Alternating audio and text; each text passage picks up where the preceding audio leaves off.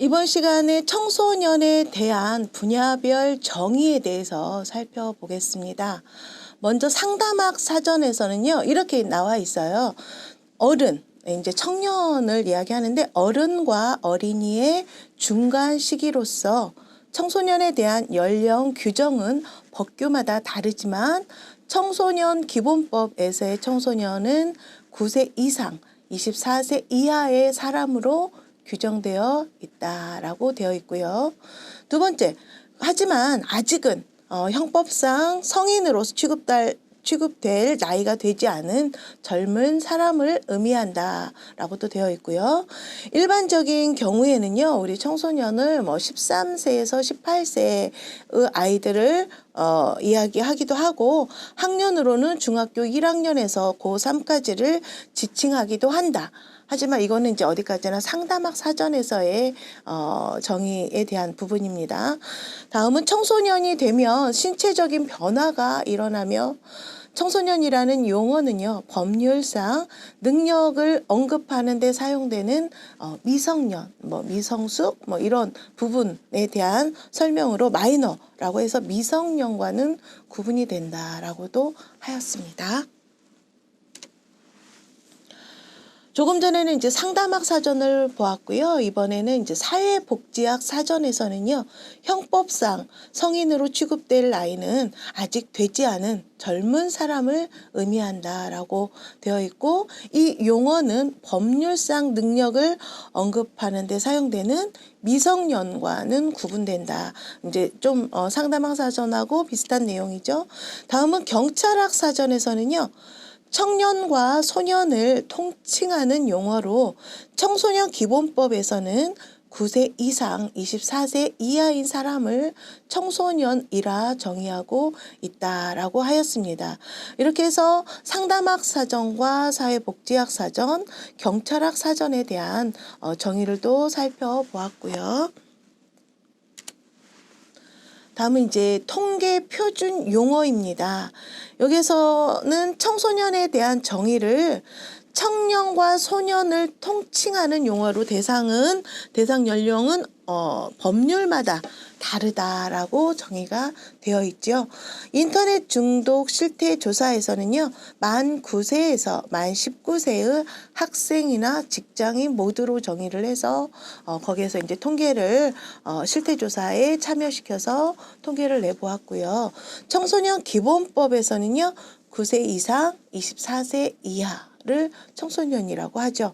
그래서 청소년 복지지원법이나 청소년 활동지원법, 그리고 건강가정기본법에서는요, 청소년 기본법과 정의를 같이 했습니다.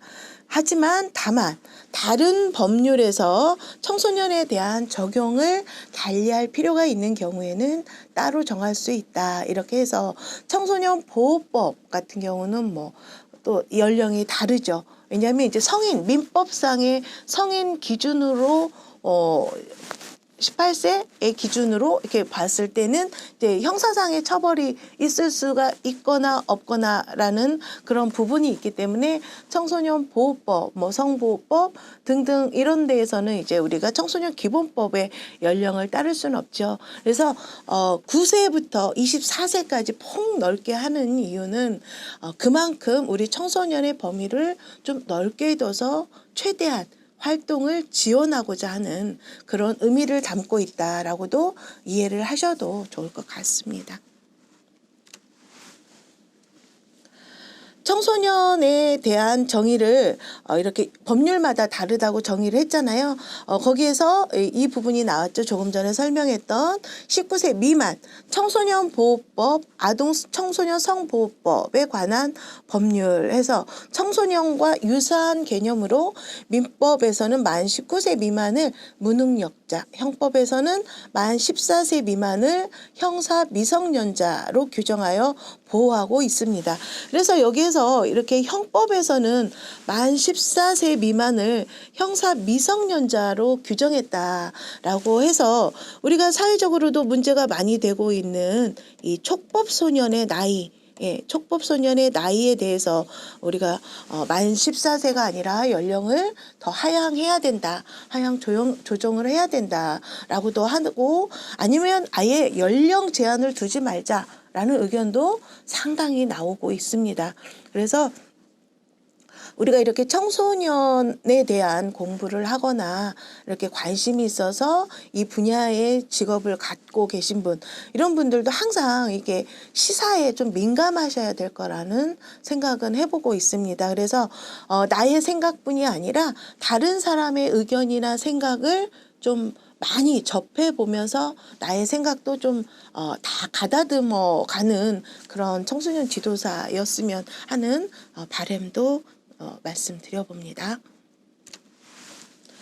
자, 여기서 이제 팁을 한 가지를 드리자면은요, 청소년 보호법과 청소년 기본법 적용에 있어서 청소년 유해 환경의 규제에 관한 형사 처벌을 할 때는 청소년 보호법을 우선 적용합니다.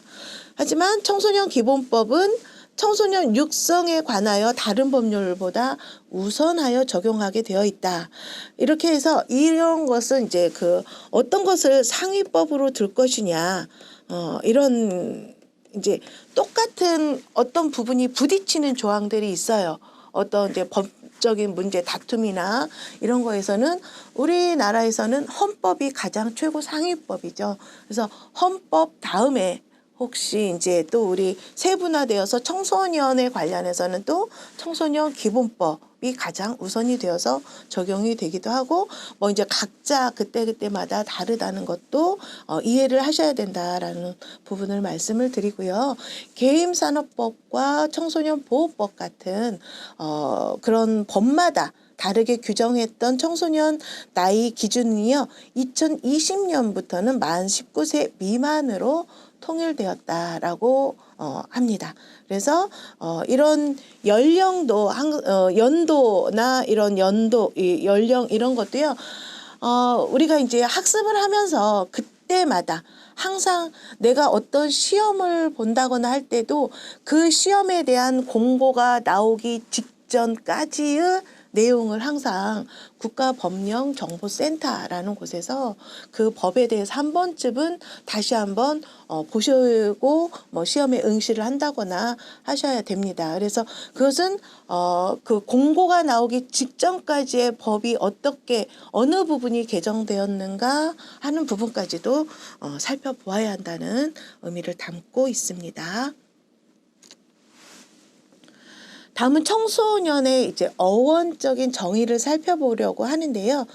심리 발달적인 측면과 사회 문화적인 접근으로도 이제 보고 있습니다. 그래서 심리 발달적인 측면에서는 어돌레센스, 그리고 사회 문화적인 접근에서는 유스라는 표현을 하는데요. 우리 앞으로 일반적인 청소년에 대한 표현은요, 이렇게 다 유스라는 개념으로 많이 사용을 하고 있다라는 것도 같이 알아두시면 좋을 것 같습니다. 자, 어원적 정의를 계속 살펴보면 어돌레센스는 그러면은 무슨 뜻이냐면 청소년기에 있는 그러한 연령층의 집단을 의미합니다. 그리고 심리학자 홀의 저서에서도 어덜레센스를 통해서 등장을 합니다. 이러한 단어가 이 어덜레센스는요, 라틴어 어돌레스케어에서 유래를 했다라고 하고요. 성장하다, 성숙에 이르다, 미숙한 상태를 벗어나다, 이러한 과정들을 의미하고 있다고 합니다. 그렇게 해서 어돌레센스라는 단어를 처음에는 사용을 한 것으로 보입니다. 또 이제 퍼버티라는 표현이 있어요. 우리 청소년을 이야기할 때 퍼버티라고도 하는데, 청소년기의 생리적인 전이 과정, 그리고 생식 기능의 발달 시기, 이런 것들을 이야기할 때 퍼버티라는 단어로 정의를 하기도 한다.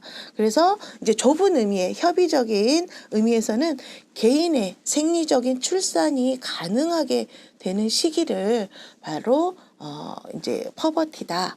그리고 이걸 좀 넓은 의미로 보면은 성장기의 소년을 이르기도 한다. 그래서 노소에게 나타나는 광범위한 신체적인 변화 시기이다. 자, 우리 태어나서 영아, 유아, 아동을 거쳐서 청소년기에 오면서는 물론 태어나서부터 영아에서부터 쭉 그 발달하는 과정들이 계속 이렇게 진화는 되어 이렇게 성숙이 되어 왔지만 청소년기에는 이제 그 남자의 성, 여자의 성 이렇게 해서 폭발적으로 확 바뀌는 그런 시기가 되잖아요. 그래서 이렇게 신체적인 변화 시기를 의미할 때 생리적인 전이 과정이나 생식 기능의 발달 시기를 보았을 때 그렇게 나누었을 때는 퍼버티라는 것으로 정의를 했다라고 봅니다. 우리가 그리고 이제 일반적으로 사용할 때는 youth라는 단어를 사용한다고 그랬죠. 그래서 우리 청소년 활동론 같은 경우에도 youth activity라는 그런 단어를 사용하듯이 후기 산업사회가 시민들에게 높은 수준의 교육적인 성취를 요구함으로써 창출된 새로운 인생 주기를 이야기합니다.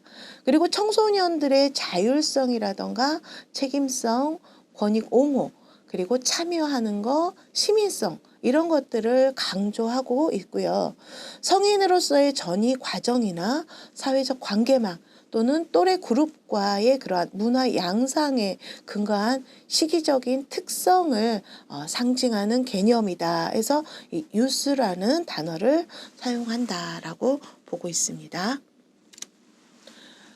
이 단어도 많이 들었을 거예요. 그래서 티네이저, 그래서 1950년대 소득 증가와 책임 감소에 따른 다양한 소비 형태 중심으로 지칭되는 용어이다. 그리고 10대들의 그 소비 성향이나 패션, 음악, 영화 등의 대중 문화 양상과 라이프 스타일을 함축하여 상징하는 호칭을 티네이저다라고도 합니다. 그래서 여기서는 1950년대라고 보시고요.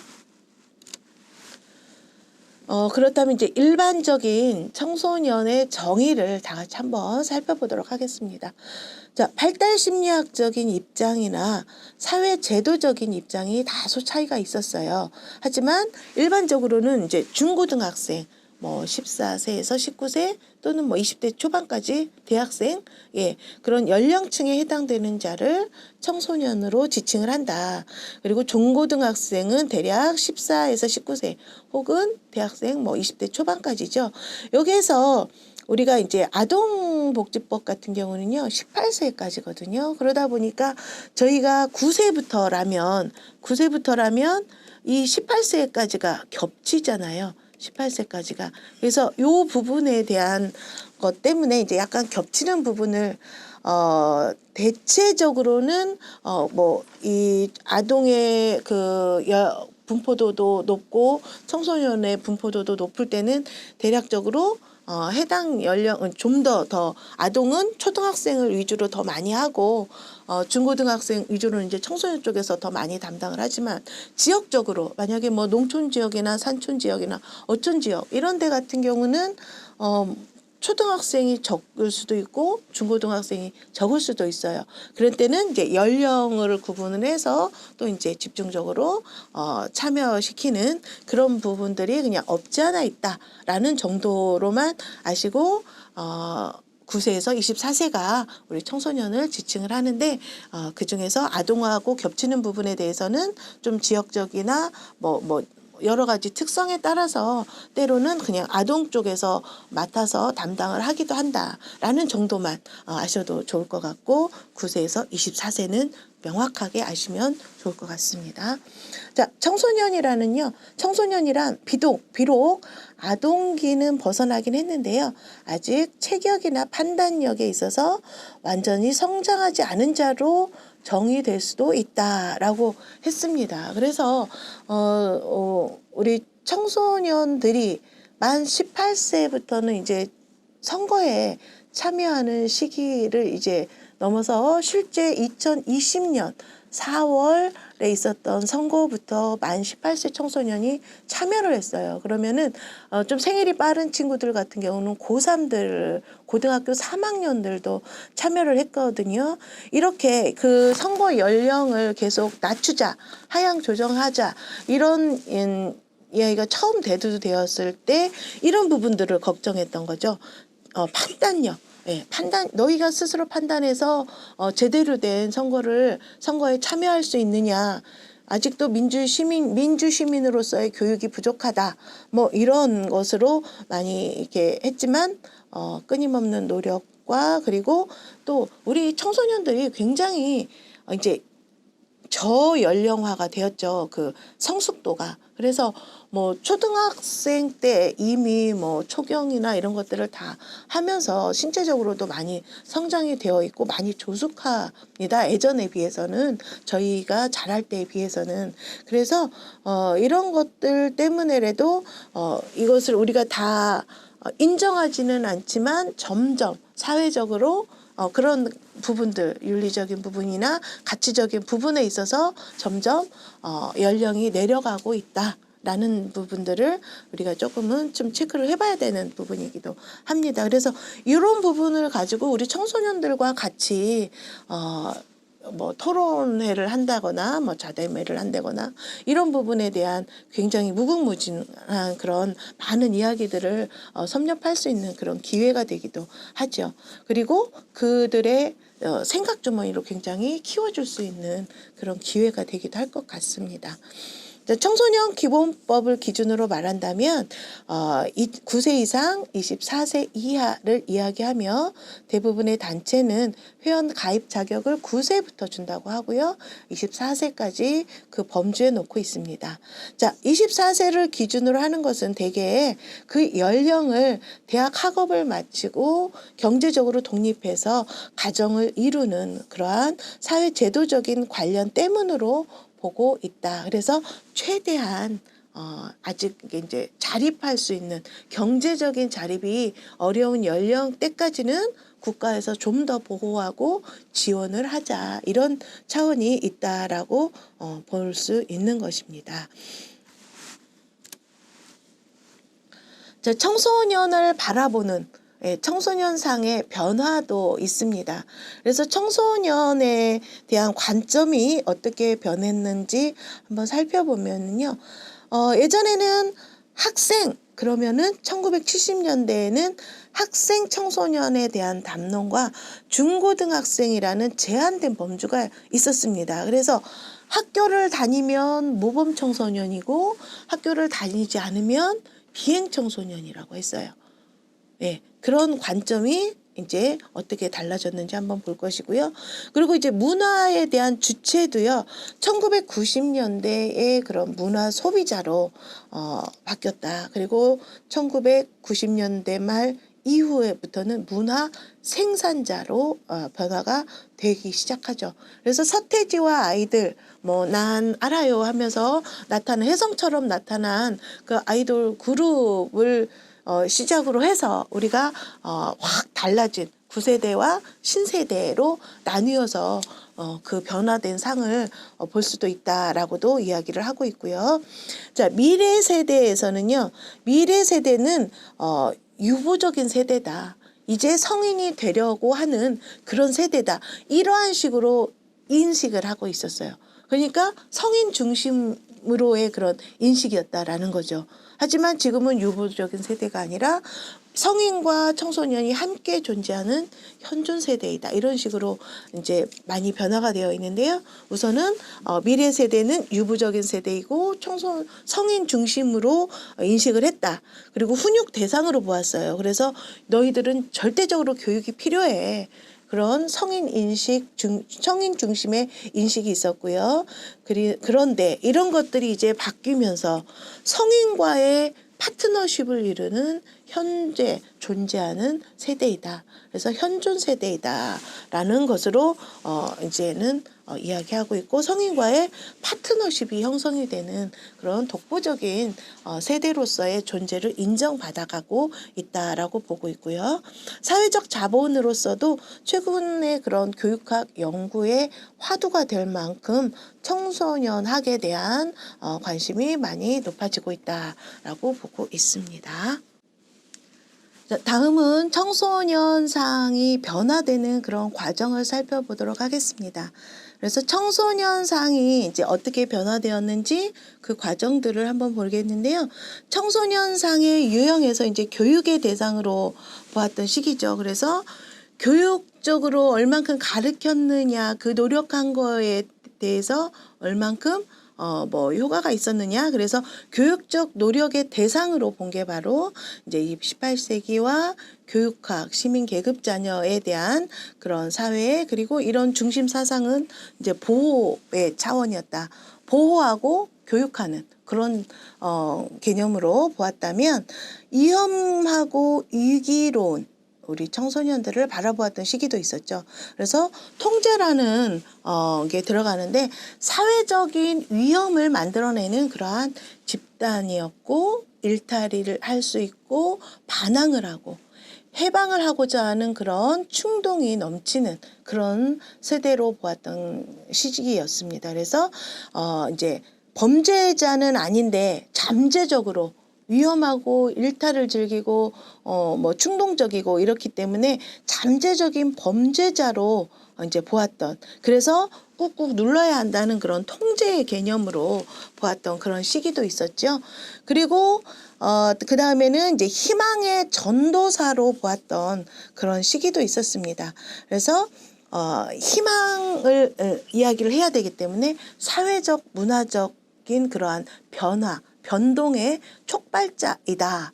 그리고 사회 미래를 설계할 능력을 가지고 있거나 영향력을 행사할 수 있다라고 보았기 때문에 이제 이 시기 생성 시기도 보시고 68세대의 유산이다라는 그런 이야기로 이제 이 60년대나 80년대 그러한 사회적인 유산으로 보았을 때 이것은 우리가 이제는 희망을 가질 수 있는 세대이기 때문에 후원이 필요하다.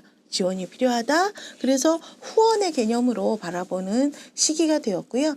이제는 이제 파트너가 되었다. 그래서 조금 전에도 이야기했던 성인과의 파트너십이 이루어지는 그런 시기가 왔다. 그래서 성인의 파트너, 스스로 조정할 수 있는 능력과 책임을 질 수 있는 능력을 가진 존재이다. 그래서 이제 20세기 초반으로 보았으며 개혁적인, 교육학에서도 조금 보수적인 것보다 진보적인, 개혁적인 그런 의미로 그러한 영역으로 보았고요. 정치 세력의 도구나 또는 대화를 해야 될 그러한 담론들 걸로 보았고, 중심 사상은 대화로 보았다라고 하였습니다. 다음은 청소년기의 특성으로는요. 청소년기는 어때요? 성장 발달 과정 중에서 아동기에서 성인기로 진입하는 그러한 과도기적인 단계인데, 그것을 예전에는 유보적인 세대, 유보 세대로 보았다면 지금은 현존하는 우리의 그 파트너십을 이루는 현존 세대다라고 보는 그런 게 있다라는 거죠. 이 단계에서는요, 이 시기에서는 아동에서 성인이 되는 과정에서 신체적으로, 정신적으로, 심리적으로 커다란 변화를 경험하기도 하였다라고 하였습니다.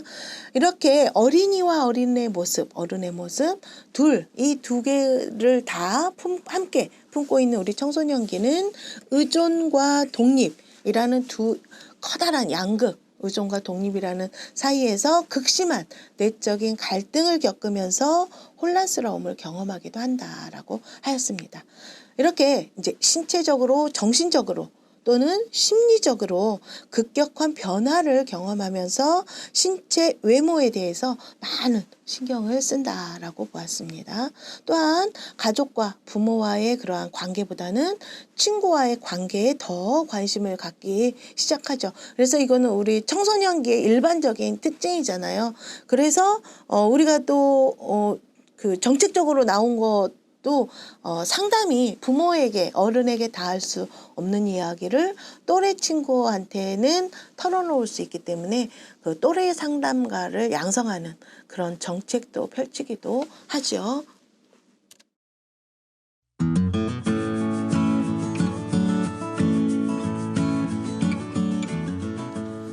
다음은 청소년 활동이란 청소년의 균형 있는 성장을 위하여서 필요한 활동이다. 이렇게 이야기하고 있습니다.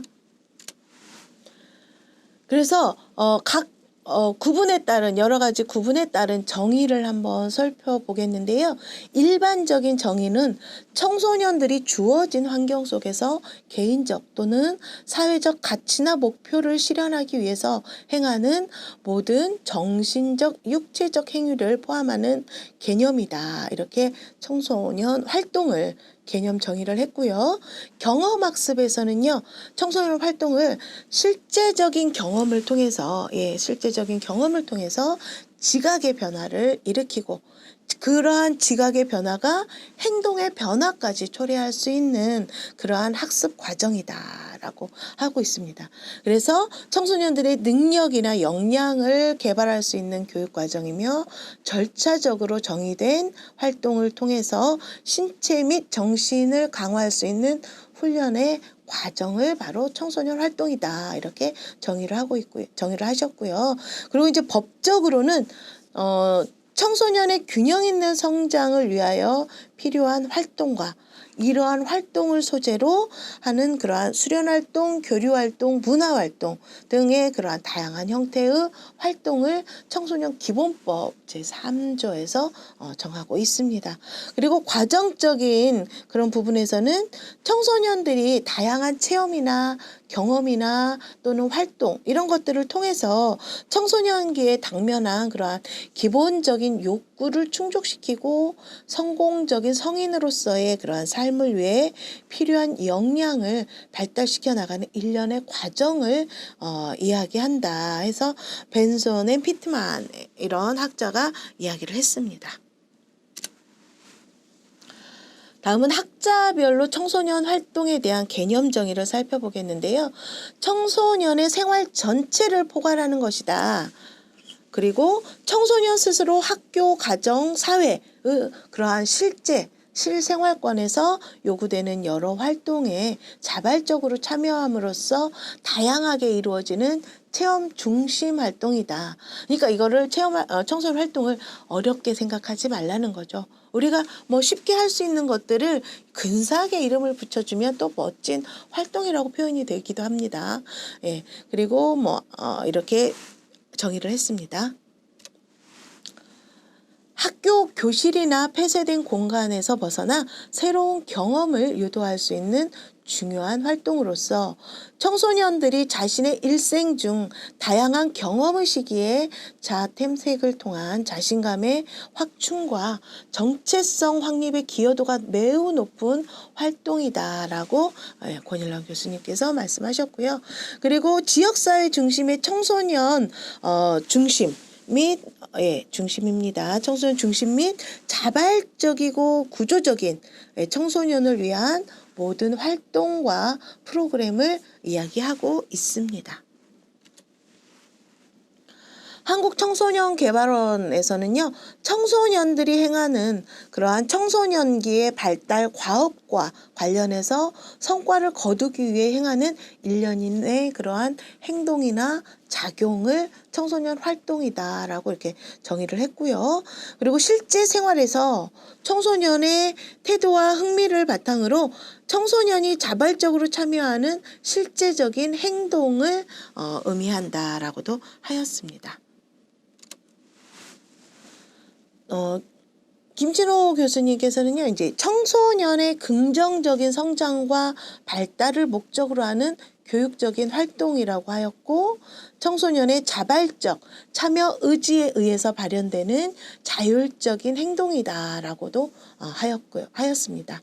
그리고 청소년의 균형 있는 성장을 위하여 필요한 다양한 활동으로 청소년 지도자와 함께하는 활동이다라고 정의를 내리기도 하였습니다. 그리고 청소년기에 필요한 개인 및 사회적인 역량을 발달시키기 위한 일련의 체험 활동이다라고도 이렇게 정의를 하기도 하였습니다. 자, 초기 개념과 청소년 활동의 정의를 한번 살펴보려고 하는데요. 초기 개념으로는 1991년 한국 청소년 기본계획 수립 당시에 청소년 수련 활동이라는 그러한 법적인 개념으로 용어를 처음 사용하였습니다.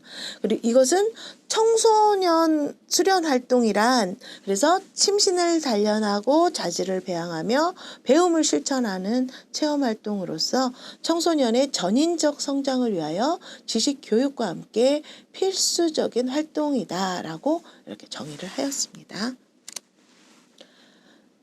다음은 청소년 활동을 2004년 청소년 기본법 및 개정 및 청소년활동진흥법 제정에 따라서 이제 청소년 기본법이 2001년에 개정이 됐잖아요.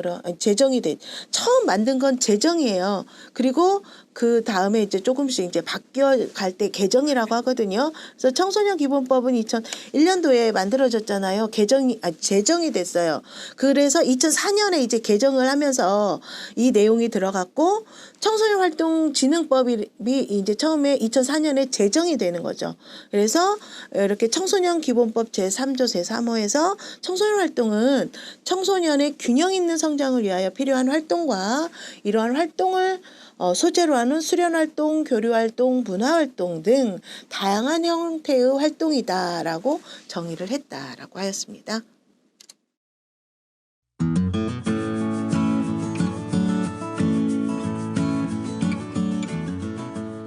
다음은 청소년 활동의 필요성을 한번 살펴보면은요, 오감을 통하여 직접 체험하는 활동이다. 이렇게 이야기했어요. 그래서, 만지고, 보고, 느끼고, 학습하고, 다양한 5가지의 감각을 통하여서 직접 체험하는 활동을 이야기하고요. 또는 사회 구성원이 되면서 사회 구성원으로서 잘 기능하기 위한 그러한 지식이나 기술들을 습득하는 기능도 청소년 활동에서는 같이 가지고 있다 했고요. 그리고 청소년의 이제 조화로운 균형 있는 성장 발달 이런 거에 기여하는 의미에서도 청소년 활동의 필요성을 역설을 하고 있고요. 그리고 이제 학업 외에도 여가 활동을 병행하고 싶어 하죠. 그래서 학업 외의 여가 활동을 어떻게 잘 이렇게 구체적으로 잘 계획해서 그것을 활동을 할 수 있게 하느냐. 자, 우리 청소년들의 교육은요, 그냥 무방비 상태로 너 저기에 다녀와서 알아서 배우고 와 라기보다 무엇인가 그 교육에 대한 계획이 있고 그 계획을 실천하는 과정 속에서 우리 청소년들이 무엇인가를 학습하게 하고 성장하게 하는 그런 것들이 담겨 있다. 그런 의미로서의 교육을 바라봐야 된다. 이런 것도 같이 말씀을 드립니다. 그래서 학업 외에도 학교에서 하는 공부 외에도 여가 활동을 통해서 보다 학교 수업에서 할 수 없었던 다양한 활동들을 병행하게 하여서 우리 청소년들로 하여금 균형 있게 다양한 방면에서 균형 있게 성장, 발달할 수 있도록 하는 것이다 라고 이야기를 다시 한번 드리고 싶고요. 우리 청소년들한테는 적절한 여가 활용을 할 수 있는 기회나 시간이 솔직히 말해서 많이 없는 편이죠. 왜냐하면 이제 사회 구조적인 문제죠. 입시에 대학을 가기 위해서 그리고 공부를 잘한다고 해서 그 점수에 맞춰서 대학을 선택하는 게 많았잖아요. 그 점수에 맞춰서 전공하는 것을 선택하는 게 아니라 그 점수에 맞춰서 학교를 선택을 하다 보니까 전공하고 싶은 내가 공부하고 싶은 것과 어울리지 않는 학과를 갔던 게 상당히 많았습니다. 예전에는. 근데 이게 이제 점차 바뀌고 있다라는 것을 조심스럽게 다시 한번 말씀드리고도 싶습니다. 자, 이제 변화하는 시대에 적용 가능한 청소년 지도 방법이 요구된다라고 하였습니다. 그래서 우리 청소년 활동이 이제 제4차 산업, 제6차 산업, 이게 다양한 그 사회의 변화에 재빠르게 대처할 수 있는 그런 적응, 대처 능력 이런 것들을 길러줄 수 있는 청소년 활동이 필요하다라고 보는 것이고요. 청소년 문제 예방에도 효율적이다. 그래서 이게 시간이 남으니까 자꾸 비행에 이제 근접하게 다가가게 되잖아요. 그런데 그런 차원에서라도 우리 다양한 청소년 활동을 제시를 함으로써 그런 나쁜이라기보다 이제 그 비행적인 행동이나 그런 상황들에 직면하지 않게끔 우리 청소년을 보호하는 차원에서도 우리 청소년 활동은 굉장히 필요하다라고 이야기를 드리고 싶고요. 지역사회 발전을 위해서도 그리고 우리나라의 발전을 위해서도 글로벌적인 전 세계의 발전을 위해서도 반드시 필요하다라고 보고 있습니다.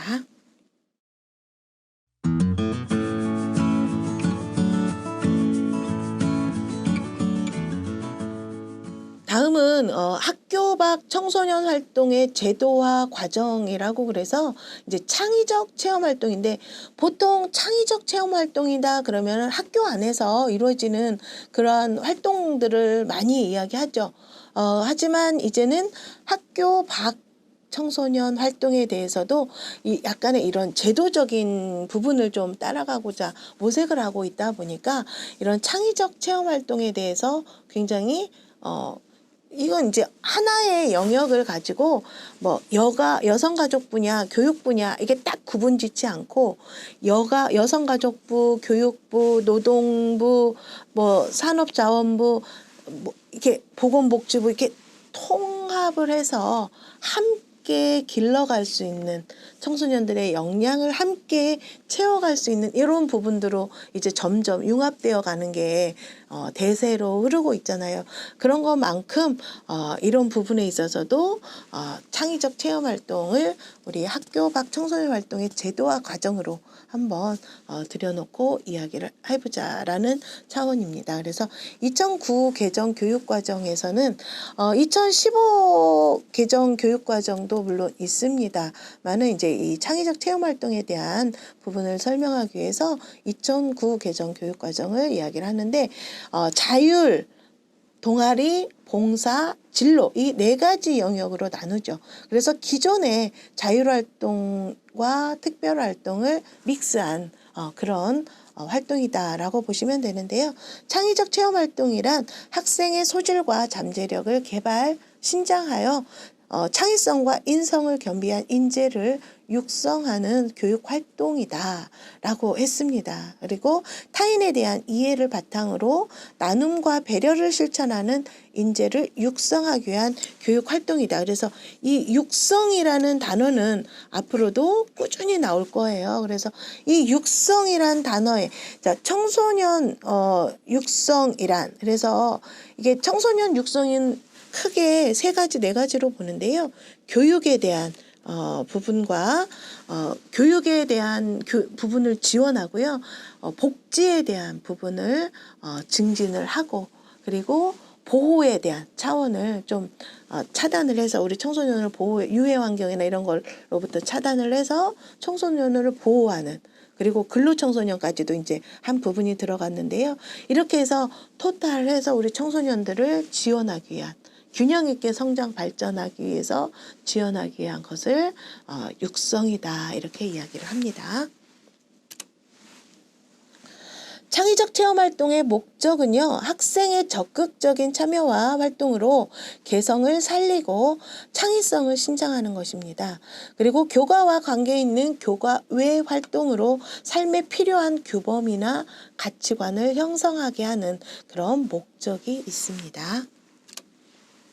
창의적 체험 활동은요. 교과와 그리고 상호 보완적인 관계 속에서 안다는 것, 지식 이런 것이죠. 지식을 적극적으로 실천하고 심신을 조화롭게 발달시키기 위하여 실시하는 교과 이외의 활동을 말을 하는데요. 이 창의적 체험 활동의 목표는요. 초, 중, 등 학교 학생들이 건전하고 다양한 집단 활동에 자발적으로 참여해서 나눔과 배려를 실천함으로써 공동체 의식을 함양하고 개인의 소질과 잠재력을 개발 신장하여 창의적인 삶의 태도를 기르는 것을 목표로 한다. 예, 이거는 이제 딱 정해진 부분이라 제가 그대로 낭독을 했습니다. 아까 창의적 체험 활동은 4가지 영역으로 구분한다고 했습니다. 그래서 자율활동과 동아리활동, 진로활동, 봉사활동으로 구분을 하는데 학생의 발달 단계와 여기서 이제 그 표현을 꼭 뭐 학생이라고 하기도 좀 그렇지만 우리 청소년의 발달 단계와 교육적 요구 등을 고려해서 학교 급별, 학년별, 학기별로 영역 및 활동을 선택해서 집중적으로 운영할 수 있다라고 하였습니다. 이것은 자율활동은요, 이제 특색 있는 활동에 자율적으로 참여해서 일상의 문제를 합리적이고 창의적으로 해결할 수 있는 그러한 능력을 기르는 것으로서 자치 적응 활동, 창의 주제 활동 등으로 나뉘고요. 동아리 활동은요, 동아리에 자발적으로 참여해서 소질과 적성을 개발하고 일상의 삶을 풍요롭게 갖고 나갈 수 있는 심미적인 그러한 감성을 기른다라고 했습니다. 그래서 예술체육활동, 학습문화활동, 실습 노작활동, 청소년 단체활동 등이 있고요. 그리고 이제 진로활동 중에서는요, 흥미와 소질, 적성을 파악해서 자아 정체성을 확립하고 자신의 진로를 개발하여 지속적으로 발전시킨다 해서 이웃돕기 활동이나 환경보호 활동, 캠페인 활동 등이 이에 포함됐고요. 봉사활동은요, 나눔과 배려를 실천하고 환경을 보전하는 그러한 생활 습관을 형성해서 더불어 사는 삶의 가치를 체득을 한다. 그래서 자기 이해 활동이나 진로 탐색 활동, 진로 설계 활동 등이 있어요. 그래서 이걸 전체적으로 보면은 자발적이냐, 자율적이냐, 또는 뭐 정체감을 확립을 하느냐, 자아 정체성, 그리고 또 이렇게 더불어 사는 삶의 가치를 체득하느냐, 이렇게 이제 이런 것들에 대한 것을 집중적으로 활동 영역에 포함을 시켰다라는 것을 볼 수 있습니다. 자, 자치 적응 활동은 무엇이냐 했을 때 이렇게 활동 목표가요. 성숙한 민주 시민으로 살아갈 수 있는 역량을 함양하고 신체적 정신적 변화에 적응하는 능력을 길러서 변화하는 환경에 적극적으로 대처하는 활동이 바로 자치 적응 활동이다. 그래서 이러한 활동 내용들은 한번 살펴보시기 바랍니다. 창의 주제 활동은요, 학교, 학년, 학급의 특색이나 학습자의 발달 단계에 맞는 그런 다양하고 창의적인 주제를 선택해서 활동함으로써 창의적인 사고 역량을 기르는 것이다. 그래서 창의 주제 활동의 내용도 살펴보시기 바랍니다. 다음은 예술체육활동인데요. 자신의 삶을 폭넓고 아름답게 가꿀 수 있는 그러한 심미적인 감성 역량을 함양하고 건전한 정신과 튼튼한 신체를 기르는 데 목표가 있고 그에 대한 활동 내용도 한번 살펴보시기 바랍니다. 어려운 게 없습니다. 우리 실제 했던 것들이에요. 그런 것들을 영역으로 좀 이론적으로 나누었다라고 보시면 되겠습니다. 다음은 학술 문화 활동인데요. 다양한 학술 분야와 문화에 대해서 관심을 가지고 체험 위주의 활동을 통해서 지적인 탐구력과 문화적 소양을 기르는 것을 이렇게 학술 문화 활동이라 했고 이 활동 내용도 살펴보시기 바랍니다.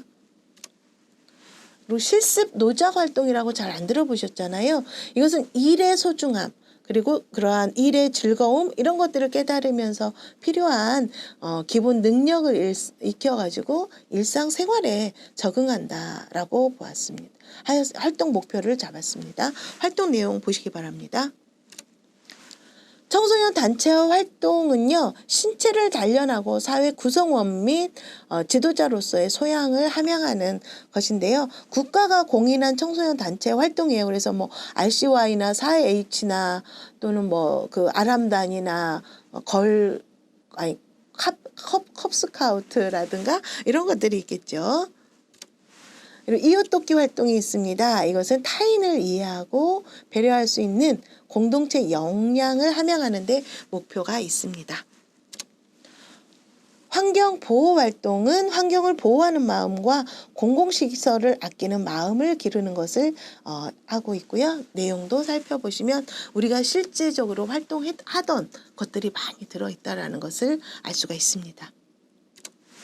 다음은 캠페인 활동인데요. 사회 현상에 관심을 갖고 참여함으로써 사회적 역할과 책임을 분담하고 사회 발전에 이바지하는 태도를 기르는 그런 활동 목표를 가지고 있고 다양한 캠페인 활동이 있다는 것을 알 수가 있습니다.